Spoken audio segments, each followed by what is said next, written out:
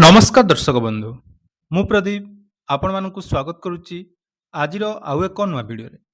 ତ ଦର୍ଶକ ବନ୍ଧୁ ଆପଣମାନେ ସମସ୍ତେ ଜାଣିଥିବେ ଗତ 30 ତାରିଖ ଠାରୁ ଆମ ରାଜ୍ୟରେ ଯାହାକି ଏସ୍ଆଇଆର୍ ଆରମ୍ଭ ହୋଇଛି ଏବଂ ଏସ୍ଆଇଆର୍ ଆରମ୍ଭ ହେଲା ପରେ ବର୍ତ୍ତମାନ ଆପଣମାନଙ୍କ ଅଞ୍ଚଳର ଯେଉଁ ବିଏଲ୍ଓ ରହିଛନ୍ତି ସେମାନେ ଆପଣମାନଙ୍କ ଘରକୁ ଆସି ଗୋଟେ ପରିଗଣନା ଫର୍ମ ବା ଯାହାକୁ ଆମେ ଏନୁମେରେସନ୍ ଫର୍ମ ବୋଲି କହୁଛୁ ସେହି ଫର୍ମ ଆପଣମାନଙ୍କୁ ଦେଉଛନ୍ତି। ଏବଂ ସେମାନଙ୍କର ଯେଉଁ ଫର୍ମଟି ଆପଣମାନଙ୍କୁ ରିସିଭ୍ କରିଛନ୍ତି ବା ଆପଣମାନଙ୍କ ନାଁରେ ଯେଉଁ ଫର୍ମଟି ଆସିଛି ସେହି ଫର୍ମ ପୂରଣ କରି ଆପଣମାନଙ୍କୁ 28 ଜୁନ୍ ସୁଦ୍ଧା ଆପଣମାନଙ୍କ ବିଏଲ୍ଓଙ୍କ ପାଖରେ ସାମିଲ କରିବା ପାଇଁ ପଡ଼ିବ। ତ ଫର୍ମ ଫିଲ୍ଅପ୍ର ଡିଟେଲ୍ସ ଭିଡ଼ିଓ ମୁଁ ଆପଣମାନଙ୍କୁ ପୂର୍ବରୁ ମଧ୍ୟ ଦେଇଥିଲି। ତ ସେଇ ଭିଡ଼ିଓରେ ବର୍ତ୍ତମାନ ବହୁତ ସାରା କମେଣ୍ଟ ଆପଣମାନଙ୍କର ଆସୁଛି ଯେହେତୁ ଏସ୍ଆଇଆର୍ ଆମର 2002 ମସିହା ପରେ ପ୍ରଥମ ଥର ପାଇଁ ଆମ ଓଡ଼ିଶାରେ ଯାଇକି ହେଉଛି। ତେଣୁ ଏହି ଏସ୍ଆଇଆର୍ରେ ଯେଉଁ ଫର୍ମ ଫିଲ୍ଅପ୍ରେ ବହୁତ ସାରା କନଫ୍ୟୁଜନ୍ ଆପଣମାନଙ୍କର ରହୁଛି। ତା ସହିତ ସବୁଠାରୁ ବଡ଼ କନଫ୍ୟୁଜନ୍ ଯେ କ୍ୟାଟେଗୋରୀ ଏ ଏବଂ କ୍ୟାଟେଗୋରୀ ବି ଯେଉଁ ଭୋଟରମାନେ ରହିଛନ୍ତି ତ ସେମାନଙ୍କର କନଫ୍ୟୁଜନ୍ ରହିଛି। ତେଣୁ ଏ ବିଷୟରେ ତ ମୁଁ ଅଲରେଡ଼ି ଆପଣମାନଙ୍କୁ 2ଟି ଭିଡ଼ିଓ ମାଧ୍ୟମରେ ଡିଟେଲ୍ସ ଦେଇଥିଲି। ତେଣୁ ଆଜିର ଯେଉଁ ଭିଡ଼ିଓଟି ରହିବ ଏଇଟା ଆପଣମାନଙ୍କର ଯେଉଁମାନଙ୍କର ଭୋଟର ଲିଷ୍ଟରେ 2002 ମସିହାର ଏସ୍ଆଇଆର୍ ସମୟରେ ଯେଉଁ ନାଁଟି ଥିଲା ବର୍ତ୍ତମାନ ସେଇ ନାଁକୁ ଆପଣମାନେ କରେକ୍ସନ୍ କରିଛନ୍ତି ଏବଂ କରେକ୍ସନ୍ କଲା ପରେ ଆପଣମାନେ ଜାଣିପାରୁନାହାନ୍ତି ଯେ କେଉଁ ଜାଗାରେ କ'ଣ ଆପଣମାନଙ୍କୁ ଲେଖିବା ପାଇଁ ପଡ଼ିବ। ଏଇଟା ମଧ୍ୟ ବହୁତ ଗୁରୁତ୍ୱପୂର୍ଣ୍ଣ କଥା। ତା ସହିତ ବିଭିନ୍ନ ବିଏଲ୍ଓ ଯେଉଁମାନେ ରହିଛନ୍ତି ସେମାନଙ୍କର ମଧ୍ୟ ବହୁତ ସାରା ମେସେଜ୍ ଆସୁଥିଲା କୌଣସି କାରଣବଶତଃ ସେମାନେ ଯଦି ଠିକ୍ ଭାବରେ ଟ୍ରେନିଂ ନେଇନାହାନ୍ତି ତାହେଲେ ତାଙ୍କର ଫର୍ମ ଫିଲ୍ଅପ୍ କରିବା ସମୟରେ ମଧ୍ୟ ଅସୁବିଧାର ସମ୍ମୁଖୀନ ହେଉଛନ୍ତି। ତେଣୁ ଆସନ୍ତୁ ଆଜିର ଭିଡ଼ିଓରେ ଆମେ ଜାଣିବା ଏସ୍ଆଇଆର୍‌ରେ 2002 ମସିହାରେ ଯେଉଁମାନଙ୍କର ନାଁ ଥିଲା ବା ଭୁଲ ନାଁ ଯେଉଁମାନଙ୍କର ଭୋଟର ଲିଷ୍ଟରେ ଅଛି ସେମାନେ କେମିତି ସେଇ ଫର୍ମ ଫିଲ୍ଅପ୍ କରିବେ। ତା ସହିତ ଯେଉଁମାନେ ଓଡ଼ିଶା ବାହାରେ ରହୁଛନ୍ତି ସେମାନେ ଏସ୍ଆଇଆର୍ ଫର୍ମ କେମିତି ଫିଲ୍ଅପ୍ କରିବେ ସେ ବିଷୟରେ ମଧ୍ୟ ଡିଟେଲ୍ସ ଆଜିର ଏହି ଭିଡ଼ିଓରେ ଆପଣମାନେ ଜାଣିପାରିବେ। ତେଣୁ ଭିଡ଼ିଓକୁ ଜମାରୁ ସ୍କିପ୍ ନ କରି ପ୍ରଥମରୁ ଶେଷ ପର୍ଯ୍ୟନ୍ତ ଦେଖିବେ। ତା ପୂର୍ବରୁ ଯଦି ଚ୍ୟାନେଲକୁ ପ୍ରଥମ ଥର ଭିଜିଟ୍ କରୁଛନ୍ତି ଭିଡ଼ିଓକୁ ଲାଇକ୍ କରିବେ, ଚ୍ୟାନେଲକୁ ସବସ୍କ୍ରାଇବ୍ କରିବା ସହିତ ପାଖରେ ଥିବା ବେଲ୍ ଆଇକନ୍‌କୁ କ୍ଲିକ୍ କରି ଅଲ୍‌ରେ ସେଟ୍ କରିଦିଅନ୍ତୁ। ଦେଖନ୍ତୁ ଏସ୍ଆଇଆର୍‌ର ଯେଉଁ ଆପଣମାନଙ୍କର ଲିଷ୍ଟରେ ଭୋଟର ଲିଷ୍ଟ ପାଇଁ ଯେଉଁମାନଙ୍କର ନାଁ ଆସିଛି ବା ଯେଉଁମାନଙ୍କୁ ଫର୍ମ ଦିଆଯାଇଛି ସର୍ବପ୍ରଥମେ ମନେ ରଖନ୍ତୁ ଫର୍ମ ଆପଣମାନଙ୍କର ଯେଉଁ ଦିଆଯାଇଛି ତା ଭିତରେ 2 ପ୍ରକାର ଭୋଟର ରହିଛନ୍ତି। ଗୋଟିଏ ଆପଣମାନଙ୍କର ସେଲ୍ଫ ଭୋଟର ଆଉ ଗୋଟେ ହେଉଛନ୍ତି ଆମର ପ୍ରୋଜେନି ବା ଯାହାକୁ ଆମେ କ୍ୟାଟେଗୋରୀ ବି ବୋଲି କହୁଛୁ। ସେଇଟା ଆପଣମାନେ ଯଦି ଠିକ୍ ଭାବରେ ବୁଝୁଛନ୍ତି ତାହେଲେ ଇଜିଲି ଆପଣମାନେ ଏସ୍ଆଇଆର୍‌ରେ ପୁରା ଡିଟେଲ୍ସ ଜାଣିପାରିବେ। ବହୁତ ସାରା କମେଣ୍ଟ ଯାଇକି ଏଟାକୁ ଆସୁଛି ଏବଂ ଆପଣମାନେ ମଧ୍ୟ ୟୁଟ୍ୟୁବ୍‌ରେ ବହୁତ ସାରା ଭିଡ଼ିଓ ଦେଖୁଥିବେ ଯେଉଁମାନେ କି ଆପଣମାନଙ୍କୁ କିଛି ଜାଗାରେ ଭୁଲ ଦେଉଛନ୍ତି ଏବଂ କିଛି ଜାଗାରେ ଠିକ୍ ଉତ୍ତର ଦେଉଛନ୍ତି। ତେଣୁ ଆପଣମାନେ ଫର୍ମ ଫିଲ୍ଅପ୍ କରିବା ପୂର୍ବରୁ ବିଏଲ୍‌ଓଙ୍କ ସହିତ କଥା ହେବା ସହିତ ଆପଣଙ୍କ ଡାଟା ମଧ୍ୟ ଠିକ୍ ଦେବା ପାଇଁ ଚେଷ୍ଟା କରନ୍ତୁ। ତ କ୍ୟାଟେଗୋରୀ 1ରେ ସେଇ ହିତାଧିକାରୀମାନେ ଯାଉଛନ୍ତି ବା ସେଇ ଭୋଟରମାନେ ଯାଉଛନ୍ତି ଯେଉଁମାନଙ୍କର ନାଁ 2002 ମସିହା ଲିଷ୍ଟରେ ଅଛି ଏବଂ କ୍ୟାଟେଗୋରୀ ବି ଆଉ ବାକି ଯେଉଁ ଭୋଟରମାନେ ରହିଲେ ସେମାନେ କ୍ୟାଟେଗୋରୀ ବିରେ ଯାଉଛନ୍ତି। ତେଣୁ ବର୍ତ୍ତମାନ ଦେଖନ୍ତୁ କ୍ୟାଟେଗୋରୀ ଏରେ ଯେଉଁମାନଙ୍କର ନାମ 2002 ମସିହା ଲିଷ୍ଟ ବା ଏସ୍ଆଇଆର୍ ଲିଷ୍ଟରେ ଥିଲା ତ ସେହି ନାମରେ ବର୍ତ୍ତମାନ ସେମାନେ ଯାହାକି ଭୋଟର ଆଇଡିରେ ଚେଞ୍ଜେସ୍ କରିଛନ୍ତି। ଜଷ୍ଟ ଏକ୍ଜାମ୍ପଲ୍ ଦେଖନ୍ତୁ, ମୁଁ ଆପଣମାନଙ୍କୁ ଏଠି ଗୋଟେ ଏକ୍ଜାମ୍ପଲ୍ ଦେଉଛି। ଧରାଯାଉ 2002 ମସିହା ଭୋଟର ଲିଷ୍ଟରେ ମୋର ନାମ ଥିଲା ଏବଂ ସେଇ ନାମଟା ଦେଖନ୍ତୁ ମୋ ନାମ ପ୍ରଦୀପ ତ ସେଇଟା PRADIP ମନେ ରଖନ୍ତୁ। ଏଇ ଅପସନ୍‌ଟା ଧରାଯାଉ ଆମର 2002 ମସିହା ଲିଷ୍ଟରେ ଥିଲା।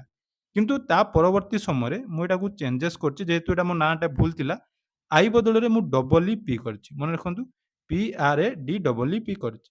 ତ ଏଇଠି ଆମର କନଫ୍ୟୁଜନ୍ ଆସୁଛି ଯେ ନାଁ ହଉ ବା ଆପଣମାନଙ୍କର ଟାଇଟେଲ୍‌ରେ ହଉ ବା ଆପଣମାନଙ୍କର ଡେଟ୍ ଅଫ୍ ବାର୍ଥରେ ହଉ ଯାହା ବି ଆପଣମାନଙ୍କର ଚେଞ୍ଜେସ୍ 2002 ପରେ ଆପଣମାନେ କରିଛନ୍ତି ତ ସେମାନେ କେମିତି ଫର୍ମ ଫିଲ୍ଅପ୍ କରିବେ। ଚାଲନ୍ତୁ ମୁଁ ଆପଣମାନଙ୍କ ସାମ୍ନାରେ ଫର୍ମଟିକୁ ଆଣୁଛି ଏବଂ ସବୁକିଛି ଡିଟେଲ୍ସ ଆପଣମାନଙ୍କୁ ବୁଝେଇ କହିଦେଉଛି। ତ ଦେଖନ୍ତୁ ଏଇଟା ଆମର ଏସ୍ଆଇଆର୍‌ର ଓଡ଼ିଆ ଫର୍ମ ରହିଛି। ମୁଁ ପୂର୍ବରୁ ଆପଣମାନଙ୍କୁ ଯୋଉଟାକି ଡେମୋ ଫର୍ମ ଦେଖେଇଥିଲି ତ ତା ଉପରେ ମଧ୍ୟ ବହୁତ ଜଣଙ୍କର କମେଣ୍ଟ ଥିଲା ଯେ ସାର୍ ଆମେ ଜାଣିପାରୁନାହିଁ ଯେହେତୁ ଇଂଲିଶରେ ସେ ଫର୍ମଟି ଥିଲା ତେଣୁ ଏଟା ଓଡ଼ିଆ ଫର୍ମ ଅଛି। ଗୋଟେ କରି ଡିଟେଲ୍ସ ମୁଁ ଆପଣମାନଙ୍କୁ କହିବି। ସର୍ବପ୍ରଥମେ ଆପଣମାନଙ୍କୁ ଯେଉଁ ଫର୍ମଟି ମିଳୁଛି ଫର୍ମର ଆପଣମାନେ ଜାଣି ନିଅନ୍ତୁ କୋଉଟା କୋଉ କଲମ। ଏଇଟାକୁ ଆମେ ପ୍ରଥମ କଲମ ବୋଲି କହୁଛୁ, ଏଇଟାକୁ ଆମେ 2 ନମ୍ବର କଲମ ବୋଲି କହୁଛୁ ଆଉ ଲାଷ୍ଟ ଯୋଉଟାକି ସେଟା 3 ନମ୍ବର। ତ ଏଇଟା ଯଦି ଆପଣମାନେ ଭଲ ଭାବରେ ବୁଝିଗଲେ ଆପଣମାନଙ୍କ ଫ୍ୟାମିଲିର ଯାହା ବି ଫର୍ମ ଅଛି ଇଜିଲି ଆପଣମାନେ ଫିଲ୍ଅପ୍ କରିବେ। ତ 1 ନମ୍ବର ଯେଉଁ କଲମ ରହିଛି ବା ଯେଉଁ ଟେବୁଲଟି ରହିଛି 1 ନମ୍ବର ସେଥିରେ କୋଉମାନେ ଫିଲ୍ଅପ୍ କରିବେ ନା ଏଥିରେ କେବଳ ଯେଉଁମାନଙ୍କର ନାଁ 2002 ମସିହା ଏସ୍ଆଇଆର୍‌ରେ ଅଛି କେବଳ ସେଇମାନେ ଏଇ ଫର୍ମଟି ଫିଲ୍ଅପ୍ କରିବେ। ମନେ ରହିଲା ତ 1 ନମ୍ବର ଫର୍ମ କ୍ୟାଟେଗୋରୀ ଏ ରେ ଯୋଉମାନେ ଯାଉଛନ୍ତି ସେଇମାନେ ଫିଲ୍ ଅପ୍ କରିବେ। ତାପରେ ଦେଖନ୍ତୁ ଏଇ 2 ନମ୍ବର ଫର୍ମ ବା 2ଟା କଲମ ଯୋଉ 2 ନମ୍ବର କଲମ ଅଛି ସେଟା କିଏ ଫିଲ୍ ଅପ୍ କରିବେ? ନା ଏଇଟା ଆପଣମାନଙ୍କର ଯୋଉମାନଙ୍କର ନାଁ 2002 ମସିହା ଭୋଟର ଲିଷ୍ଟରେ ନଥିଲା ସେମାନଙ୍କର ଫିଲ୍ ଅପ୍ ହବ।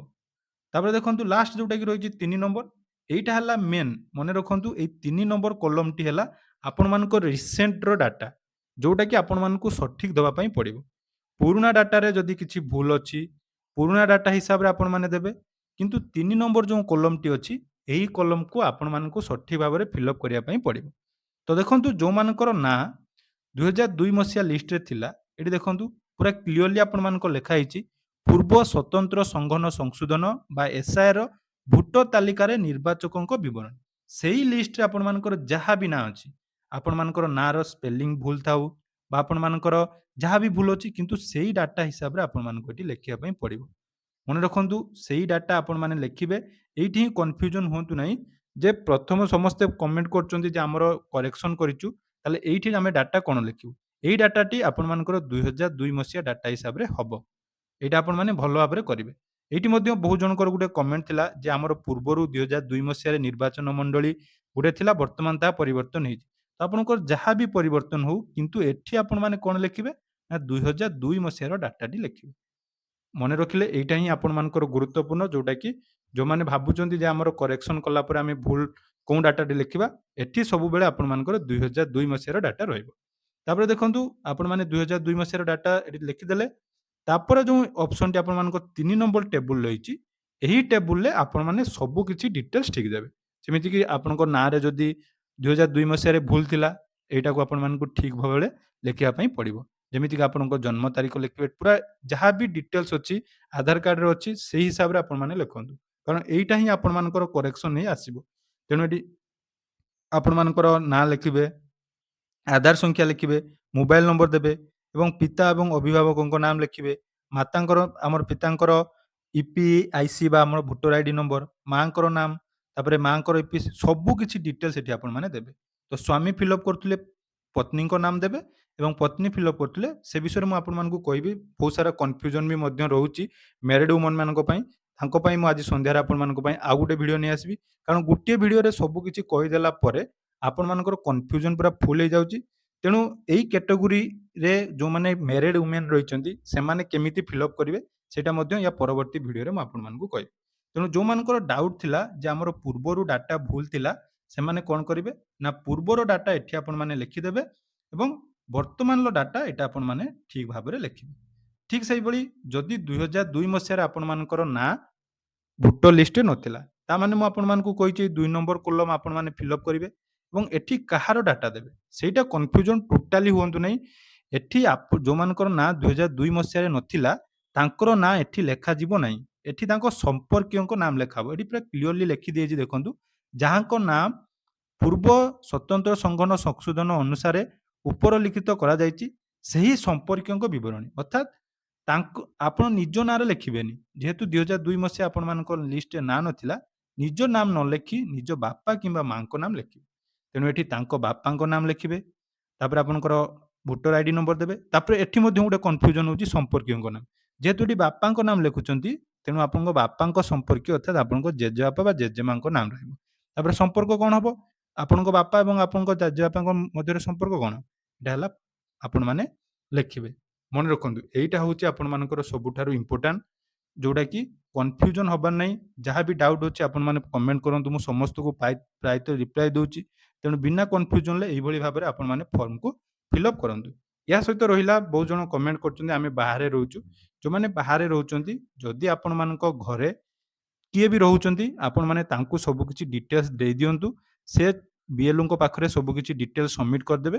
ତେଣୁ ଆପଣଙ୍କର କୌଣସି ପ୍ରୋବ୍ଲେମ୍ ନାହିଁ। ସେମିତି ମଧ୍ୟ ହେଇପାରିବ, ତା ମାନେ ନୁହେଁ ବହୁତ ଜଣ ବାହାରେ ରହୁଛନ୍ତି ଏଇ ଛୋଟ କାମଟେ ପାଇଁ ଆପଣମାନଙ୍କୁ ବାହାରୁ ଆସିବା ପାଇଁ ପଡ଼ିବ। ତେଣୁ ଆପଣମାନେ ଘରକୁ ନ ଆସି ମଧ୍ୟ ବିଏଲ୍ଓଙ୍କ ସହିତ ଯୋଗାଯୋଗ କରି ଆପଣଙ୍କ ସବୁ ଡାଟା ଠିକ୍ ଭାବରେ ସେୟାର କରନ୍ତୁ। ଯାହାଦ୍ୱାରା କି ବିଏଲ୍ଓ ମାନେ ଏଠି ଆପଣମାନଙ୍କର ସିଗ୍ନେଚର କରିଦେବେ ଏବଂ ଆପଣଙ୍କର ସମ୍ପର୍କୀୟ ଯେଉଁ ରହିଛନ୍ତି ତାଙ୍କର ସିଗ୍ନେଚର ଏଠି ରହିବ ଏବଂ ତାଙ୍କ ସହିତ ଆପଣଙ୍କର ସମ୍ପର୍କ କ'ଣ ରହିଛି ସେଠି ମେନସନ୍ କରିବେ। ତେଣୁ ଏହା ଥିଲା ଆପଣଙ୍କର ଭୋଟର ଏସ୍ଆଇଆର୍‌କୁ ନେଇ ଆଉ ଗୋଟେ ଡେଡିକେଟେଡ୍ ଏବଂ ଇନଫର୍ମେଟିଭ୍ ଭିଡ଼ିଓ। ଆଶା କରୁଛି ଭିଡ଼ିଓଟି ଆପଣମାନଙ୍କୁ ନିହାତି ଇନଫର୍ମେଟିଭ୍ ଲାଗିଛି। ଯଦି ଭିଡ଼ିଓଟି ଇନଫର୍ମେଟିଭ୍ ଲାଗିଛି ନିହାତି ଚ୍ୟାନେଲକୁ ସବସ୍କ୍ରାଇବ୍ କରିବେ ଏବଂ ଆପଣମାନଙ୍କର ଏସ୍ଆଇଆର୍‌ରେ ଯଦି କୌଣସି ପ୍ରୋବ୍ଲେମ୍ ଅଛି ତାହେଲେ କମେଣ୍ଟ କରନ୍ତୁ। ଏହା ପରବର୍ତ୍ତୀ ଭିଡ଼ିଓରେ ଏହା ଉପରେ ଆଉ ଗୋଟେ ଡେଡିକେଟେଡ୍ ଭିଡ଼ିଓ ମୁଁ ଆପଣମାନଙ୍କ ସହିତ ସେୟାର କରିବି। ଧନ୍ୟବାଦ।